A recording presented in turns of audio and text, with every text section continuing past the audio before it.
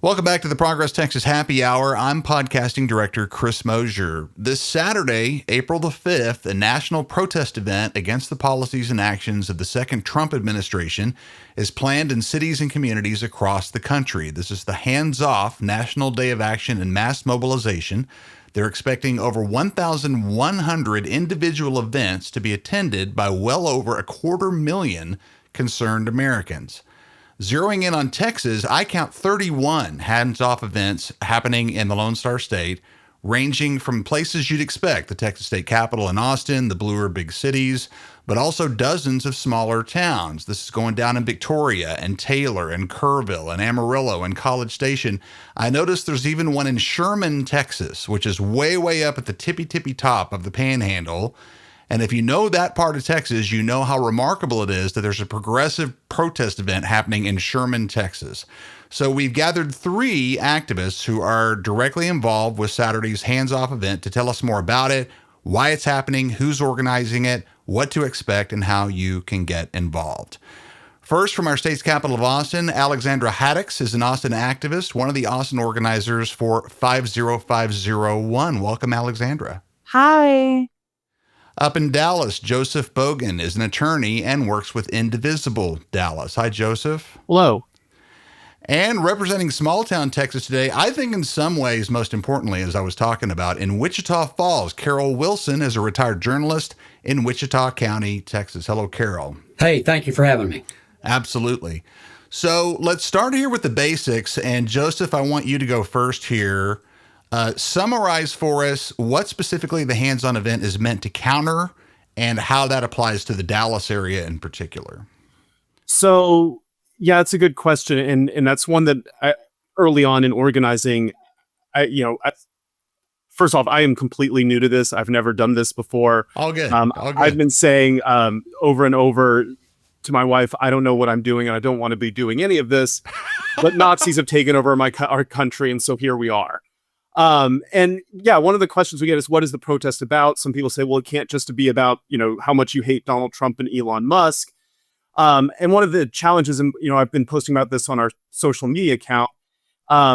There's a lot of things going on. It's all part of the same thing. It's all part of the billionaires who have taken over our government.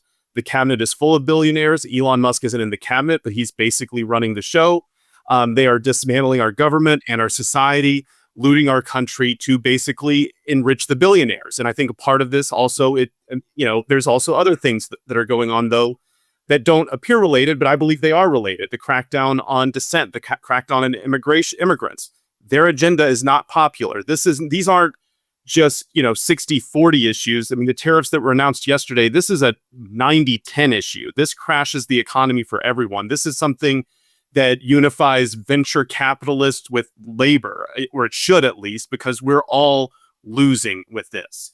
And so, that's what we're here about. We're protesting all of this. There's so much going on. There's a new outrage every day, and we need to, unify a lot of groups to fight back and prevent more outrages.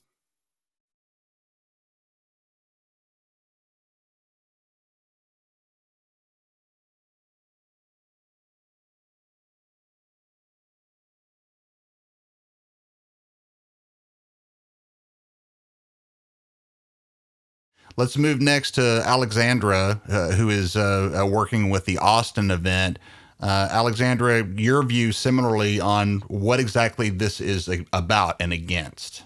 Yes. So I really agree with what Joseph was saying. And I, too, am very new at this. I have been at it for 3 months, but I found 50501 through Reddit when we were 200 people. We are now about 250,000 on our Reddit page. And I just knew that it was time for the people to stand up. And I was sick of waiting for other people to stand up. And I remember being in school and seeing the posters, stand up for what you believe in, even if you're standing alone. And so one of the big things we're seeing an issue is the working class is being treated like we are the working class for the billionaires. And like we just talked about the economy being tanked, it is on purpose so they can go in and buy up all the small local businesses that are going to be greatly affected by this crash. And it's just putting more power into the hands of the billionaire. We even saw it with our own governor, Greg Abbott, 6 years ago, spoke in front of an elementary school 6 years ago, stating that he was going to protect public school, public funding. And now we see he's taken the biggest bribe Texas has ever seen in the form of a donation to his campaign. It was from Jeff Yaz, an East Coast billionaire. I think it was totaling $12 million he has taken from this billionaire. And we're just seeing that our politicians are bought, and they are not scared to show us that they are bought, because they feel that they are unstoppable, that they now hold all the power. And I really am here to show the working class that we are the majority and billionaires are the minority. And we've all seen A Bug's Life. You have to be the first person that stands up, and people are going to eventually stand up with you. So that is what I'm trying to do in Austin.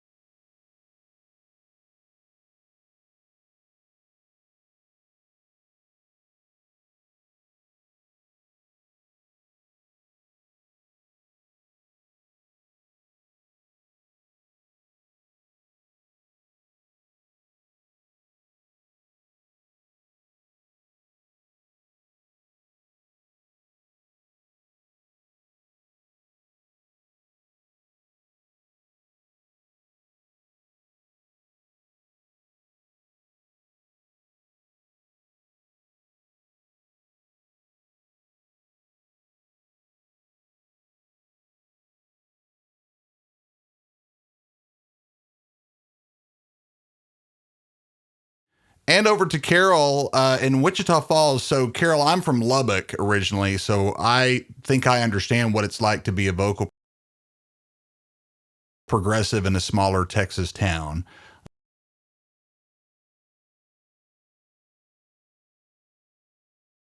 I find that idea exciting and fun, but it definitely does take some courage.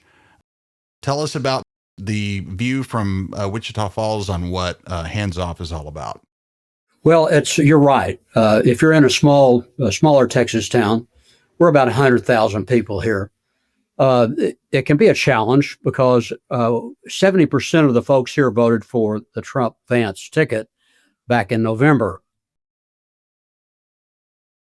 It is, though, encouraging that we have a growing group of Democrats in Wichita County, and we meet every week. Our numbers grow every week. I think we have coalesced around a couple of things. One important thing for us in Wichita County is Shepherd Air Force Base. It's the home of the Euro-NATO Joint Jet Pilot Training Program. It's the only fighter pilot training program in the world. Every NATO pilot comes here who's going to fly a fighter and trains. So if we get out of NATO, what happens to Shepherd Air Force Base? It goes down. And we're talking in Wichita County, over $3 billion of impact if Shepherd goes away. It's monumental. 17,000 folks in Wichita County depend on Shepherd Air Force Base for jobs, employment. 17,000 people. So that's the big issue here. It's not hard to mobilize people when they feel threatened about that. So we have a good group around that. People are very worried about any kind of cuts to Social Security. We have an older population like they do in so many parts of rural Texas. And they're very concerned that, for example, my wife and I, you take away our Social Security, we're going to go have to live with our kids. And they darn sure don't want that. They love us to death, but they don't want us around. And then we have, big agricultural base here too. We worry about tariffs, right, exports, imports, all of those things that we see. I'm not sure the Republicans in Wichita County really understood what they were voting for when they voted for this team. And now they're waking up and saying, oh, holy crap, what have we got on our hands? I think that's very instructive, that the smaller towns are the places where, especially with the slash and burn techniques that we're seeing from the Trump administration, the folks who voted for Donald Trump, and God bless them. They made the call they thought was the right call. They did. We live in a free country where everybody gets to choose how they vote. And I think in the smaller and rural communities, those are the first people who are going to feel the impact of those votes and perhaps have some regret about it. So that's very interesting perspective. As I mentioned, protests kind of started popping up around the country immediately after Trump won last fall. And, for a lot of us, just him getting back into office was plenty to start protesting. I remember myself personally being a little wary about those very first protests, actually the ones that were put together by 50501. I kind of felt like it might be a little knee jerk. I didn't know much about who was organizing all that stuff. And so I kind of held back a little bit. And those first few weeks were, definitely weird for all of us. I think a little restraint and suspicion was probably natural. But this thing, the hands off event, can the three of you maybe clarify for me, since we're talking about this, is hands off a direct product of 50501 or is it not? Joseph, you're shaking your head. Go ahead. My understanding is Hands Off is the name that Indivisible designated for the protest. I don't know. I don't think of Hands Off as, maybe it will be. I think the way things are going, new groups, new movements, new organizations are popping up on a regular basis. But my understanding of Hands Off was it was just sort of the name of the April 5th protest that Indivisible gave it.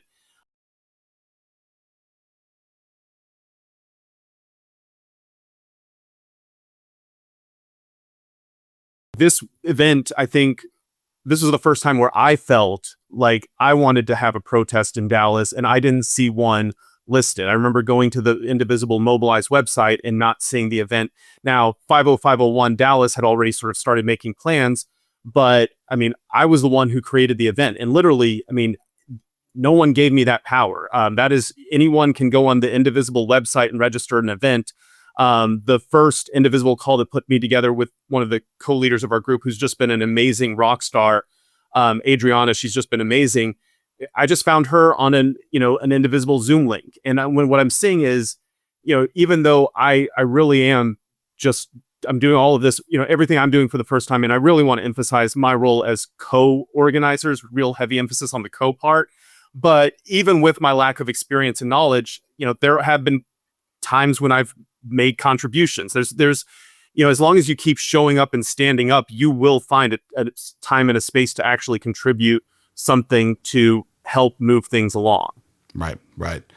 Carol, out in Wichita Falls, probably a similar story. Talk about how becoming aware of 50501 and also Hands Off and how that progressed for you up there. Well, we have a relatively new member of the Democratic Association. Her name is Morgan Klein.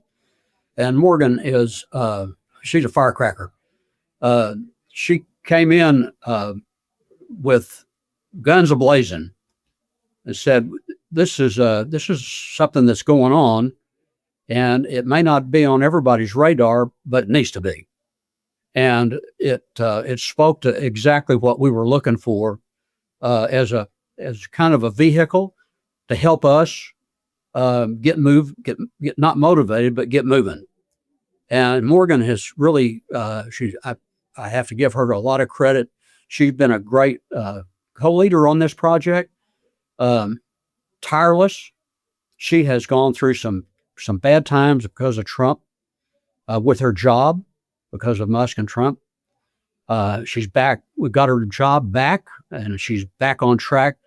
But she brought a level of visibility to the national folks that were doing it, and we said, "Hey, let's get with it." And man, it's really caught fire here.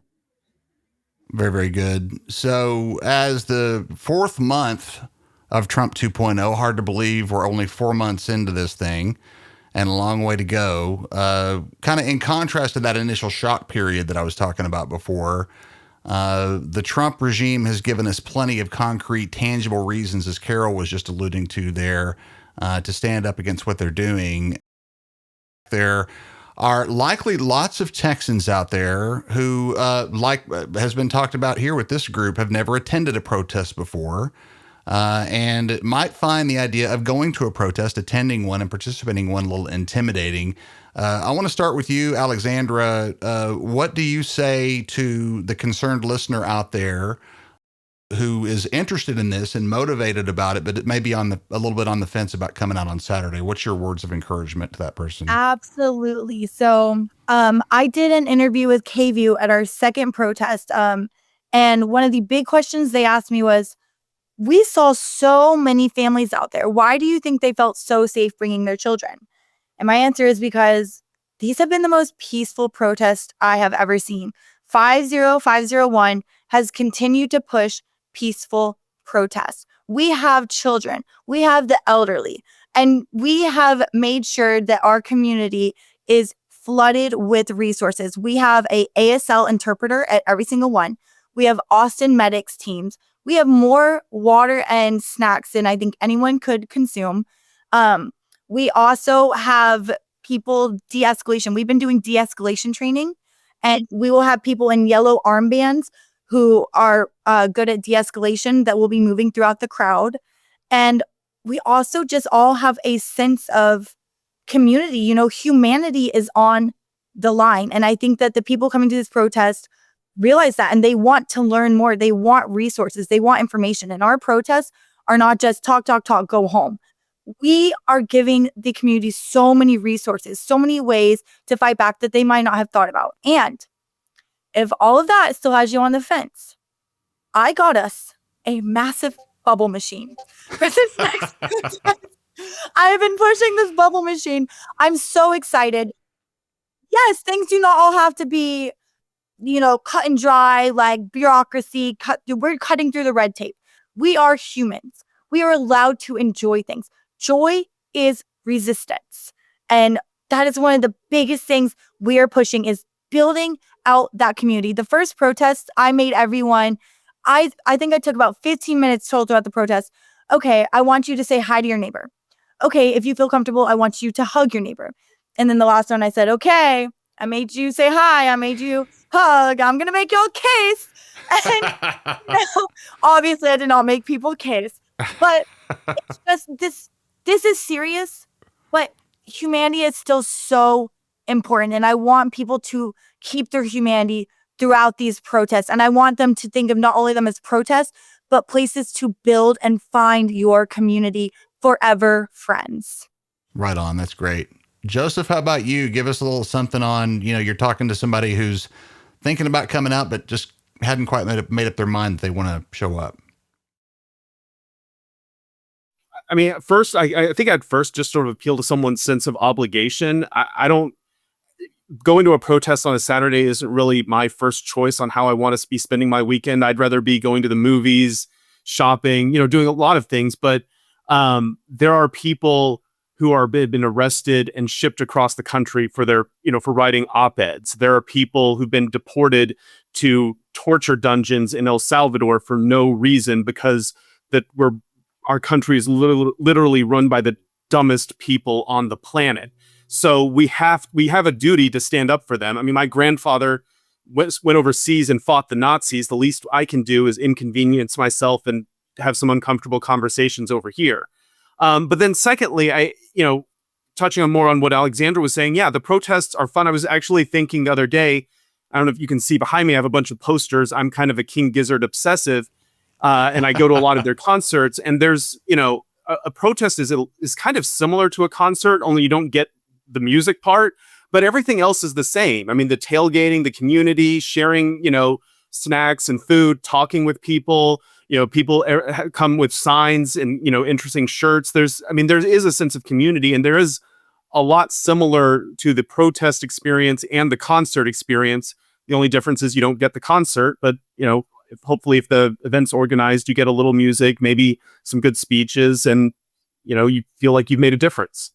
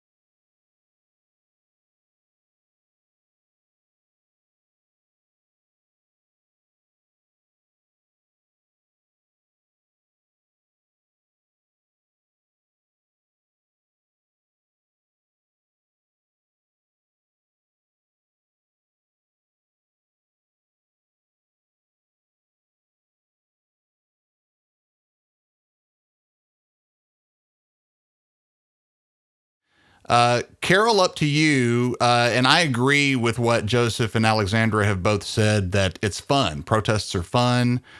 Resistance should be enjoyable. It should make you feel good to know that you're doing the right thing, and you're with people who agree with you. And that's an enjoyable human experience. Gathering with like-minded folks is fun, period. In smaller town Texas, though, and we kind of keep returning to these themes, it can be a little bit more intimidating, frankly. You're outnumbered. You're in MAGA country up there, and that's a different perspective than what, Joseph and Alexandra and I'm in Austin. What we experience in the bigger cities is a different environment than what we have in the smaller towns. So, Carol, talk to that small town Wichita Falls or Lubbock or Amarillo or Kerrville person who wants to come out to this event, but it might seem a little bit scary. Well, we're calling it a rally for the community. Right. Not calling it a protest. It's right.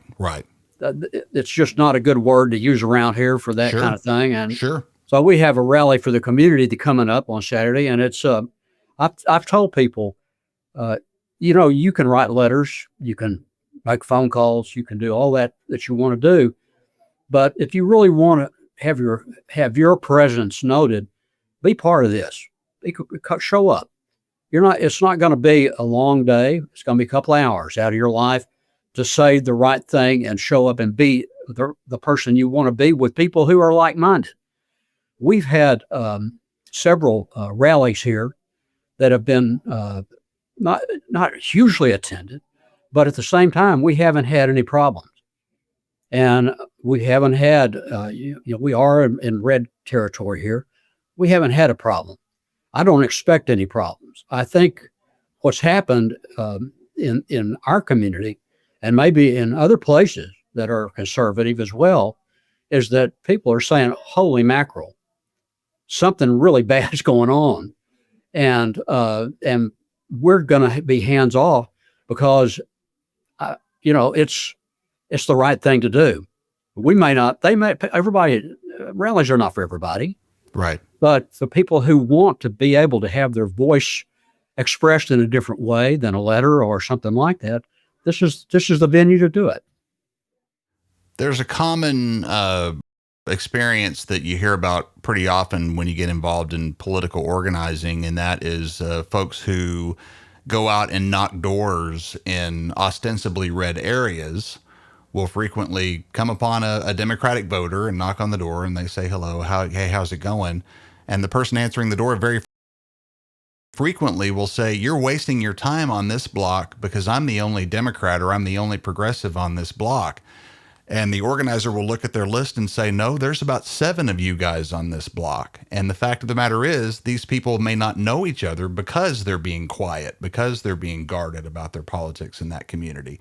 And so to Carol's point, if you're listening in a smaller town, this is a moment to go and meet some of those people that you may not even know are in your community. You may feel alone. You may feel isolated. You are for sure not. And so this is a great opportunity to meet some really cool people. That's right. So let's talk about how to do this right. And I'm going to bring up the Tesla situation that's everywhere these days. People have started expressing their frustration by damaging Teslas in the grocery store parking lot, maybe even doing nefarious things at Tesla dealerships, none of which, of course, we recommend at all. The Trump folks have reacted to that with threats of domestic terrorism charges and FBI investigations. And we're hearing about this robust surveillance system that our state has built using Operation Lone Star as an excuse. Republicans in power have not been shy about aggressive rhetoric towards people in terms of stepping beyond legal bounds out of political expression or frustration, specifically left-leaning people. We have to take all of this in context with the fact that there was a blanket pardon of all those folks who did the thing on January 6, 2021 in D.C. So the message is loud and clear. Joseph, I'd like you to go first here. Talk about what the organizers of Hands Off are recommending in terms of how people who are attending these events should comport themselves. We've already kind of talked about this, that it's peaceful and it's about community and it's about being cool. There are people, though, who have a lot of anger built up. And so what's not cool to do at an event like this? I will confess, I've been really impressed with the 501 5051 people who have already been really on top of, the safety concerns and having street medics available and, being well versed in de-escalation. I know there was a de-escalation training last night, I think, that Indivisible hosted. I was not able to make it, but I know some of our members did. Yeah, we are a peaceful movement. We are here to demonstrate. We're not encouraging anyone to act violently or act disruptively, which, I'll just confess,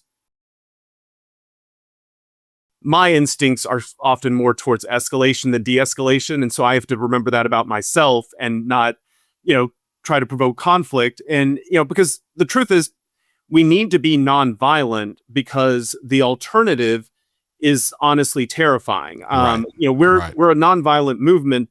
I think, not just because we deplore violence, but because we recognize that violence does not help our cause at all, that violence leads to more violence and is counterproductive.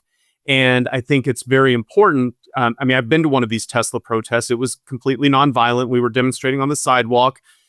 The vast majority of the responses were positive. Every once in a while, some MAGA person was honking their horn and yelling at us, and some of us yelled back. Nothing wrong with that. We need these things. We need these protests because, the alternative is people are getting fed up and there are people turning to violence, and people need to know that there's a way to have their voice heard, because if they don't have a way to have their voice heard, that's what happens. People turn to violence. And, these Republicans, they like to accuse the other side of doing what they're actually planning to do themselves. They use the threat of violence or their own threats of violence as an excuse to crack down on dissent and protest movements. And we just can't give them an inch and can't give them any air on this issue. They are the ones who sacked the Capitol and then pardoned the people. Essentially what, you mentioned, I just have to bring up what this is, and no one really talks about this. Donald Trump has now given thousands of his thuggish supporters a green light to believe that they can attack federal officers, attack law enforcement, attack public officials, and get away with it, which they did. That is terrifying. And yeah, the answer to that is not more violence. The answer is to build a large movement that, they can stand nonviolently and take down this fascist evil machine that they've built. Exactly. Alexandra, over to you. Talk about the difference between violence and nonviolence and why it's important to remain nonviolent. Absolutely. We see it in all the Disney movies, right? Evil versus good, good prevails. And there's that moment in the movie where good has the opportunity to take the same route that the evil is taken, but then they realize that that is not how you do it, because how can we say that's not how you do it and then turn around and do it the exact same way? That makes us no better than the other side. I think what we really need to remember is that we are the majority and they are the minority, and we really are fighting the billionaires. And one of the big ways that we fight against the Trump thugs, in my opinion, is education. Unfortunately, brainwashing is a big thing. We are seeing the first effects of social media. I'm a millennial. I'm about to be 31. And I truly feel like we are just now seeing how easy it has been to get into people's brain, take away the education, take away their attention span. And now you've got kind of a mindless vessel, maybe not mindless, but a more malleable vessel that you can guide in the way you want to guide them. I was recently talking to someone about what they are pushed on their social media. He was a more middle-aged white man, and he was, I could tell by the way he spoke, he was leftist, but he said, I get pushed red pill content constantly, no matter if I engage with it or not. Whereas I get pushed Palestine content, I get pushed leftist content. And so we really don't realize it until we start speaking to the community that we are in our own echo chambers in social media. And so I think a lot of these people have really swallowed that red pill and let it digest for a long time. And now we are seeing the effects of it. And so we cannot fight violence with more violence. We have to fight it with education, with compassion, with understanding. We cannot expect people to leave the hateful community they are in and not give them a community to go to, which is one thing I'm working on. It's called Radical Compassion, Unifying the Working Class. And it is a way to teach people how to speak with opposition in a way that will break them out of that hate echo chamber and maybe give them a new avenue of learning. And you come with such deep compassion that the other person is confused. How is this person being so kind to me when I'm being so hateful to them? It is showing them that there is a better way, that happiness is, you are able to be happy. And I think one of the big ways that the right, that the Republicans in general are keeping people so unhappy is multiple jobs to just be able to live. They take away your ability, your time to pursue hobbies, to pursue your free time in general. They take it away. By the time you have any free time, now you're trying to feed yourself. Now you're trying to sleep. You're trying to catch up on the sleep. And people are starting to really get down on themselves because they're like, why am I such a failure? You're not a failure. The system has failed you. One job should keep a roof over your head.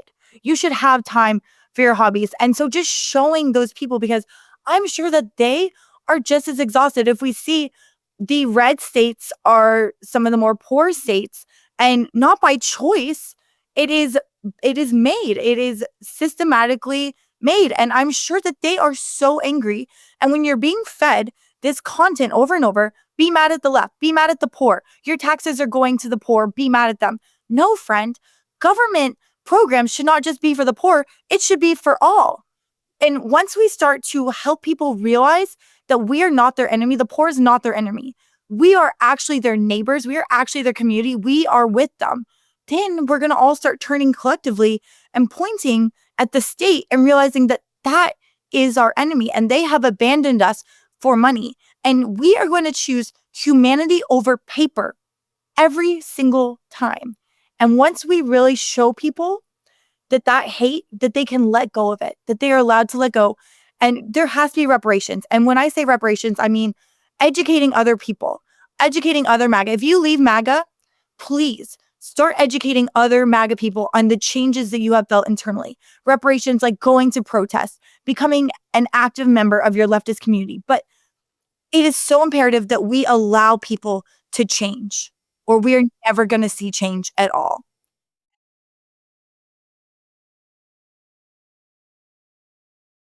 Yeah, if you have felt that there is a division out there, and we've all felt it, it's hard to define. It's hard to say where it came from. We kind of know where it came from.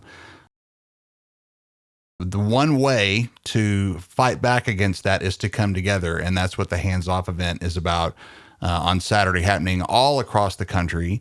It's pretty amazing, in fact. Carol Wilson in Wichita Falls, Joseph Bogan in Dallas, Alexandra Haddix in Austin. I want to thank all of you guys for stepping up to help all this happen, and all of you stay safe this weekend. And thanks for taking time to talk to us today. We appreciate it. Thanks, Chris. Thank you.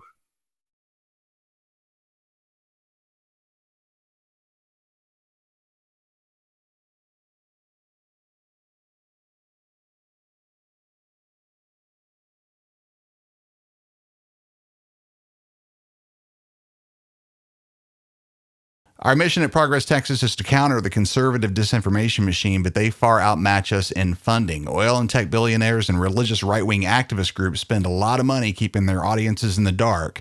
If you come to appreciate the light we shine on important political news in Texas on a daily, ongoing basis, please know that our regular, everyday listeners form a key component of our funding.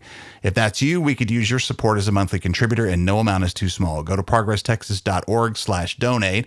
Thanks to the Honorable Bill Peterson, Carol Orr, Carol Taylor, and Amy Forehand for their generous recent gifts. We appreciate all of you very much. Thanks for listening. Have a great day, and we'll see you next time.